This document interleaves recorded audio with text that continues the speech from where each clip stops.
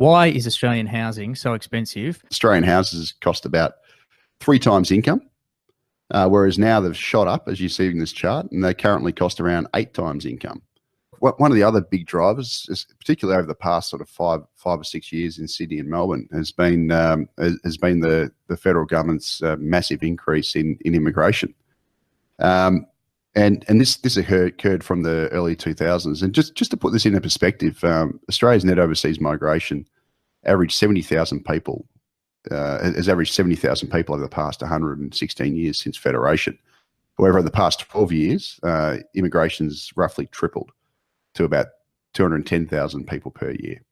So yeah, look, more people obviously also means more debt. It means more demand for housing, and it leads to higher house prices.